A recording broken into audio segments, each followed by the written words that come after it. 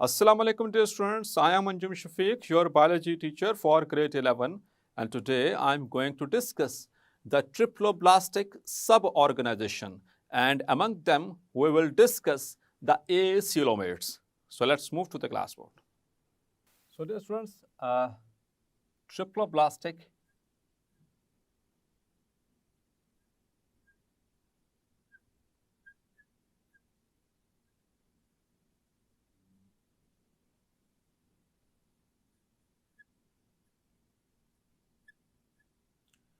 suborganization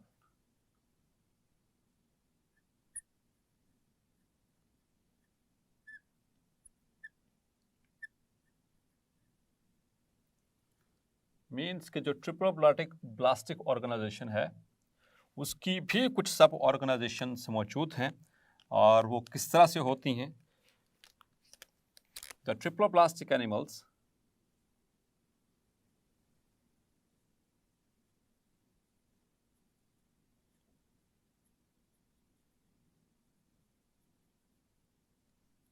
are सब organised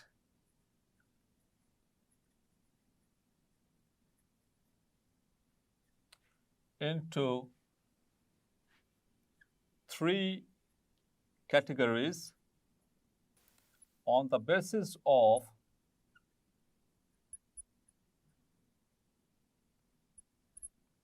body cavity। तो body cavity के बिहाफ के ऊपर, इसकी बेस के ऊपर ट्रिप्लोब्लास्टिक एनिमल्स जो हैं वो सब ऑर्गेनाइज्ड हैं into three categories. That is acoelomates,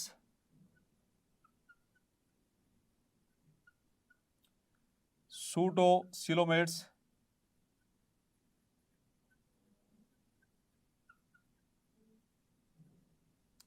and coelomates। लेकिन बेस किसकी है, किसके बिहाफ के ऊपर? बॉडी कैविटी की बेस के ऊपर। तो पहले तो हमें यह पता होना चाहिए कि बॉडी कैविटी क्या है। So let's have a look. So body cavity, so it is the space,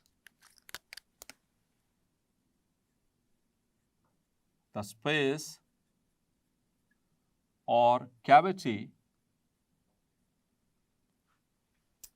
present between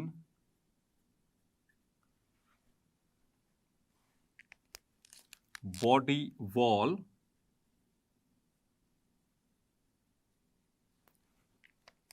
and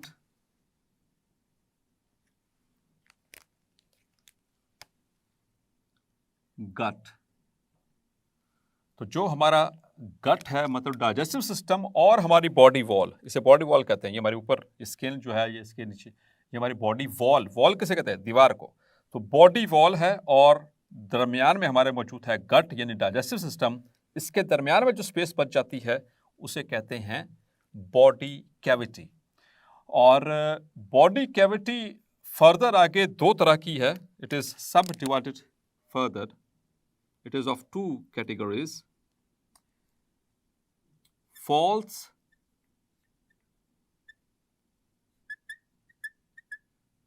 body cavity, the cavity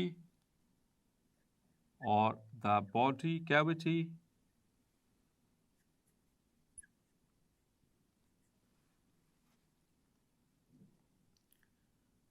formed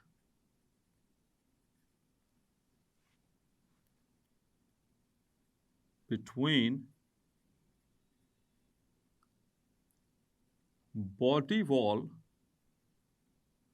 and gut,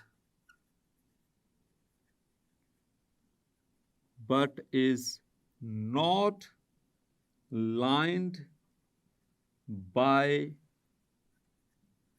coelomic epithelium।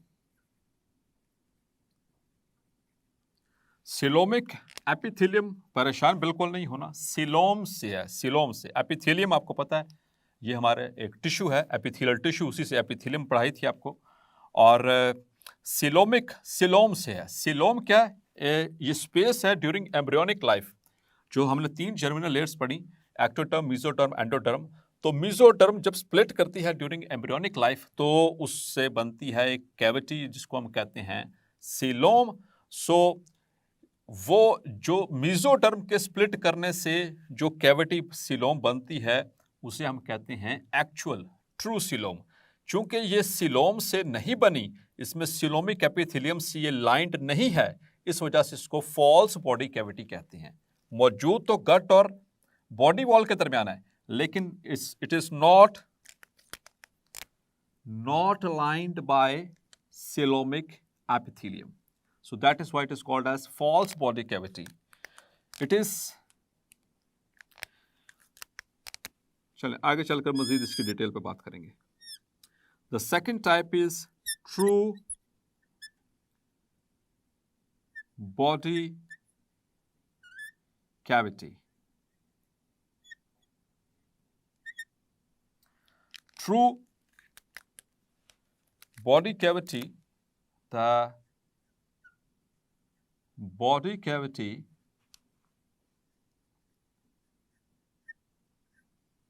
formed by splitting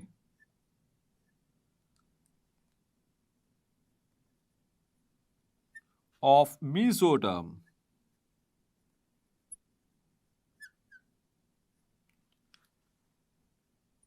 is called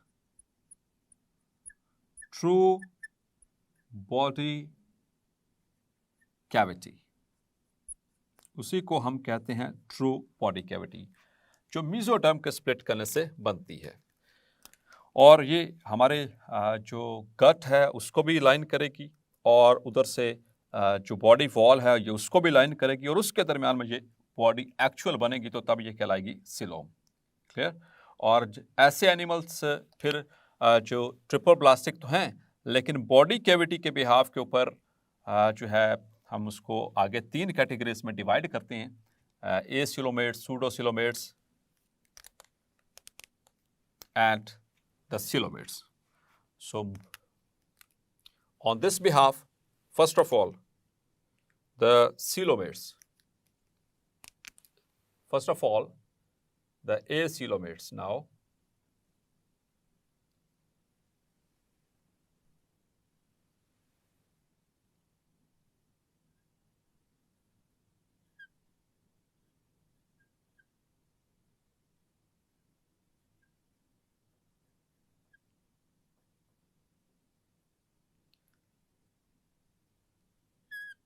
अगर still थोड़ी सी confusion हो रही है coelom के हवाले से, तो एक और आपको एग्जांपल यहाँ पर दे देता हूँ, एक और तरीके से समझाने की कोशिश करता हूँ। तो यहाँ पर ऊपर है एक्टोडर्म, ठीक है, ये हमारे पास एम्ब्रियो, ठीक है, ये एक्टोडर्म, और नीचे मौजूद है एंडोडर्म, ठीक है, इस तरह से, और दरमियान में मौजूद है मेसोडर्म। तो ये रही mesoderm.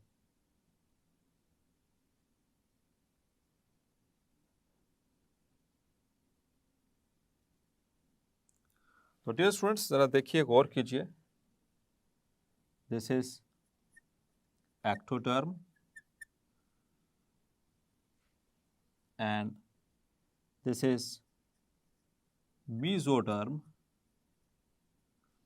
and this is endoderm। अब यहाँ पर गौर कीजिए, एंडोडर्म ये 2 लेयर्स में स्प्लिट हो चुकी है, और यहाँ पर दरमियान में स्पेस है, ये वाली स्पेस, इधर से ये वाली स्पेस, ये वाली। So this is called as coelom, इसी को कहते हैं सिलोम। ये जो सी स्पेस बनती है मेसोडर्म के स्प्लिट करने से, जो कैविटी बन रही है इसी को कहते हैं मेसोडर्म। और यही एक्चुअली आगे चलकर जब मज़ीद आगे डेवलपमेंट का प्रोसेस चलता है तो फिर उसके बाद ये जो है इससे ट्रू बॉडी कैविटी जो है वो बनेगी। क्लियर? सो अब ये सिलोम का कंसेप्ट क्लियर हुआ आपको, क्योंकि ए सिलोमेट सूडोसिलोमेट वो सब में सिलोम का वर्ड आ रहा है। तो इसीलिए डियर स्टूडेंट्स इसको मैंने मज़ीद क्लैरिफाई करने की कोशिश की। अब मूव करते हैं acoelomate. A means absent. A का मतलब क्या है? एब्सेंट। सिलोम का मतलब कि this cavity, and ates means the animals. So the animals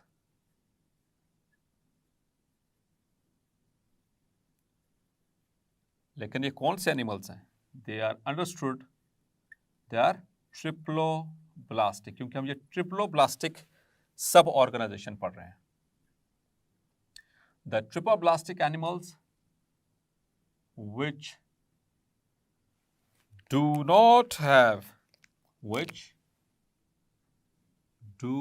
not have any body cavity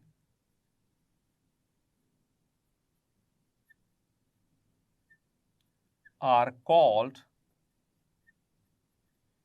acoelomates.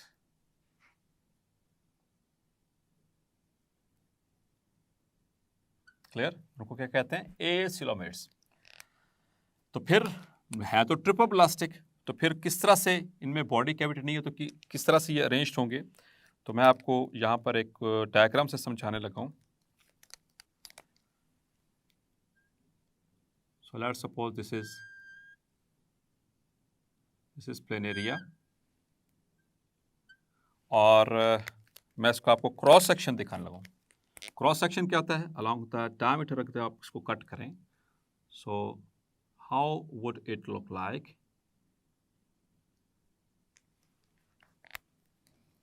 So here we go.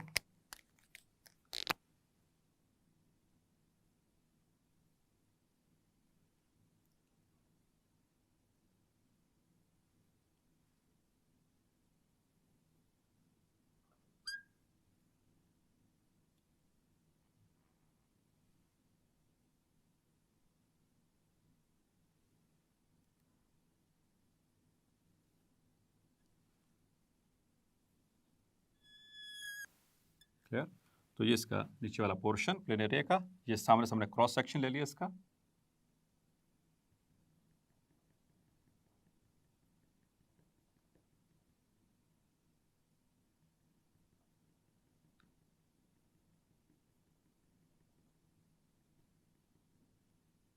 So here it is.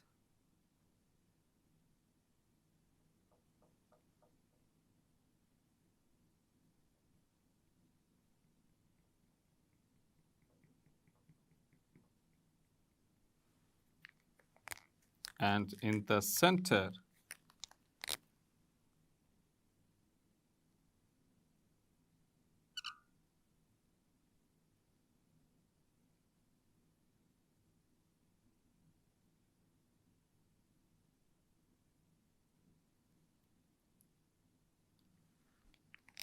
there is gut, and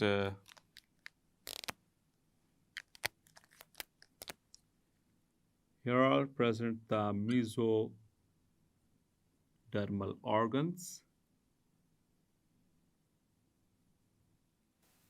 So these are the mesodermal organs, और ये body wall दरमियान में ये देख सकते हैं, this is the gut, और इनके दरमियान ये स्पेस हो सकती थी लेकिन इनके अंदर नहीं है। तो दरमियान वाली जगह जो है तो ये it is filled with a tissue which is called mesenchyme or parenchyma or mesenchyma tissue. Clear? तो अंदर से बिल्कुल पैक हो चुका, कोई अंदर स्पेस या कैविटी है ही नहीं। तो फिर किस तरह से? So this is the ectoderm, इसकी ectoderm, this is the tail of planaria, और this is mesodermal mesodermal organ, ठीक है। और ये दरमियान में जितना कुछ आपको नजर आ रहा है, दिस इज द मीज़ेनकाइमा और पैरेन्काइमा, क्लियर। और ये है जी एंडोडर्म, एंडोडर्म, और बिल्कुल सेंटर में ये आपको नजर आ, this is gut, this is gut. So gut is lined by the endoderm. तो ये इसकी तीनों लेयर्स होंगी, एक्टोडर्म, ये बाहर वाली सारी ectoderm, then this is mesoderm, और दरमियान में ये वाली एंडोडर्म। तो देखें यहाँ पर कोई स्पेस मौजूद नहीं है, so there is no body cavity at all in the acoelomates. और एसिलोमेट्स में फिर क्या होता है, द मीजोडर्म, यहाँ पे देखेंगे the mesoderm forms a loose cellular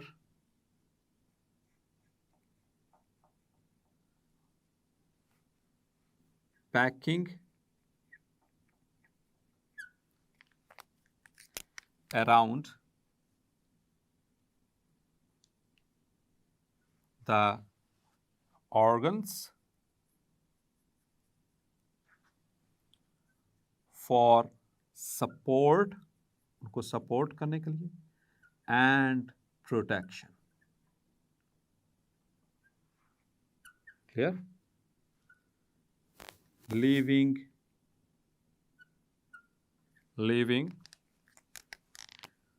no space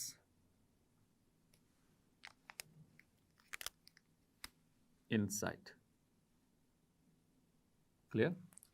और थोड़ी सी इनके कैरेक्टरिस्टिक्स की बात कर लें थोड़ा सा। They have no specialised transport system. तो फिर क्या होगा, जहाँ पर स्पेशलाइज्ड ट्रांसपोर्ट सिस्टम ना हो तो वहाँ पर सिर्फ डिफ्यूजन हो सकती है। Number 2, they have no specialized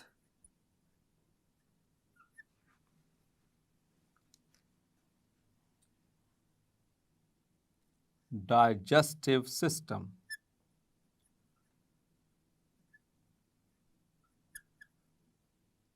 Their digestive system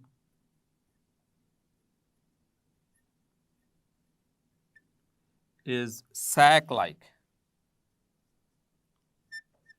The digestive system is sac-like. जैसा कि हमने बात की थी, डिप्लोप्लास्टिक एनिमल्स में एक ही ओपनिंग है और एक ही बॉडी, उसमें उसके दरम्यान में बॉडी कैविटी मौजूद है, सिंगल बॉडी कैविटी, जिसको हम डाइजेस्टिव कैविटी या गैस्ट्रोवेस्कुलर कैविटी या जिसको हम सिलेंटिरॉन या एंटिरॉन कहते हैं। सो इनके अंदर उसी तरह से ये ट्रिपोब्लास्टिक एनिमल्स में ये वाले ऐसे ऑर्गेनिजम्स हैं, ये सबसे सिंपलेस्ट हैं, एसिलोमेट्स, और इनके अंदर सैक लाइक डाइजेस्टिव सिस्टम है। ये एमसीक्यूज के लिए मार्क कर लीजिए, ठीक है। Their digestive system is sac like, ठीक है। तो लेकिन जो है वो स्पेशलाइज्ड नहीं है, इतना बहुत यानी कि वेल डेवलप्ड नहीं है, जबकि they have well developed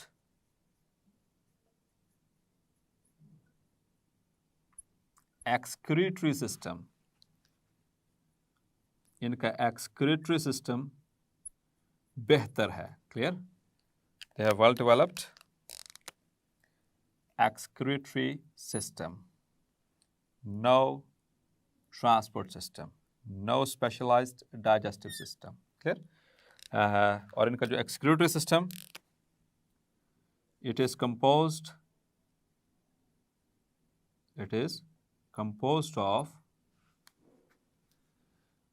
the phloem cells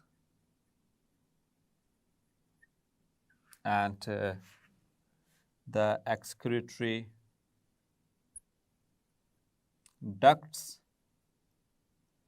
and excretory pores, ठीक है, इनके अंदर मौजूद होते हैं। जैसे कि हम बात करें प्लेनेरिया में तो एक्सक्रीटरी फोर्स इनके कहलाते हैं नेफ्रोस्टोम्स,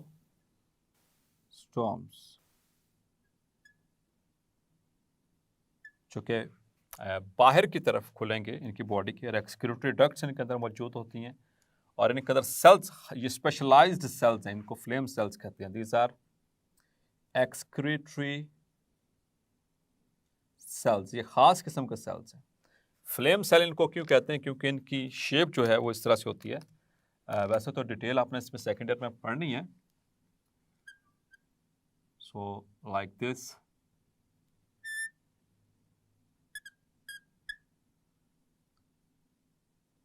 फ्लेम सेल इस तरह से कुछ होगा।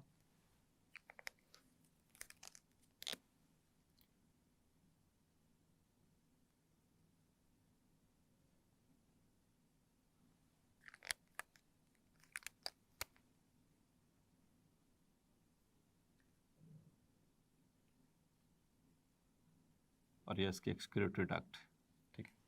सो this is called as flame cell, this is the flame cell. इसको फ्लेम सेल इसलिए कह रहे हैं बिकॉज कि ये इसके अंदर मौजूद हैं बहुत सारे सीलिया, ये वाले सीलिया जो कि येलो कलर के होते हैं आमतौर पर, येलोइश कलर के,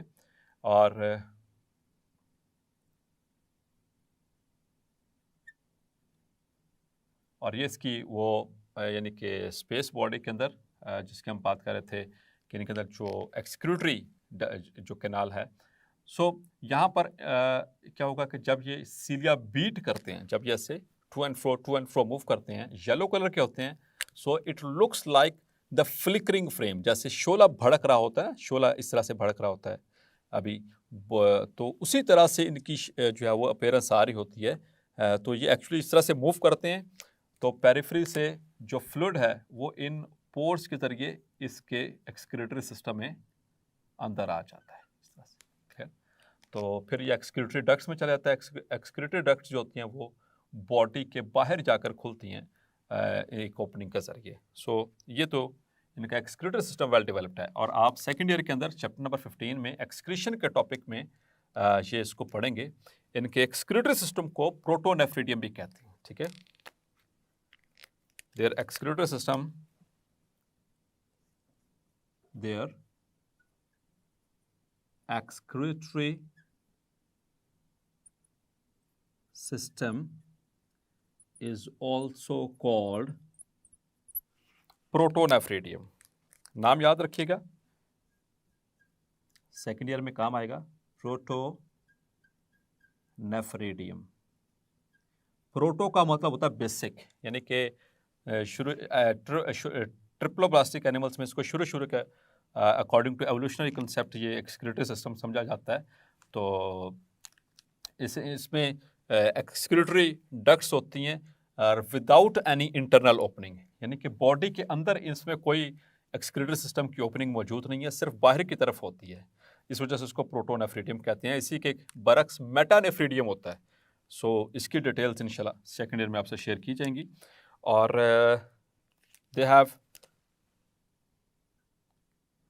they have well developed nervous system, इनका नर्वस सिस्टम जबरदस्त है, नर्वस सिस्टम, और सेंट्रलाइज्ड नर्वस सिस्टम है, ठीक है। सेंट्रल नर्वस सिस्टम इनके अंदर मौजूद है। they have central nervous system, clear, that is CNS। इनका नर्वस सिस्टम, यहाँ पर इस रीजन में गैंग्लिया मौजूद होते हैं, तो जो कि ब्रेन का काम करते हैं, और यहाँ से longitudinal nerves, nerve cords, lateral nerve cords, तो बाकायदा तौर पर ये इसका नर्वस सिस्टम बनता है। This is the nervous system of them. और इसमें सिर्फ एक फाइलम है एसिलोमेट्स में, याद रखना आपने, ठीक है। The phylum included is phylum Platyhelminthes, Platyhelminthes, और प्लेटीहेल्मिन्थ्स भी कहते हैं इनको, या फिर इनको फ्लैट वर्म्स भी कहते हैं, flat worms. Clear? So this is the explanation regarding the acoelomates. तो इनमें कोई बॉडी कैविटी नजर नहीं है। तो बॉडी कैविटी को हमने इसलिए डिफाइन किया, उसकी टाइप्स को डिस्कस किया, तो उसमें तो इन दोनों में से कोई भी बॉडी कैविटी इनके अंदर है ही नहीं। सो डियर स्टूडेंट्स, होपफुली आज का लेक्चर भी आपको क्लैरिफाई हो गया होगा। मिलते हैं नेक्स्ट लेक्चर में और डिस्कस करेंगे द सूडोसीलोमेट्स। तब तक अपना ख्याल रखिएगा। अल्लाह हाफिज।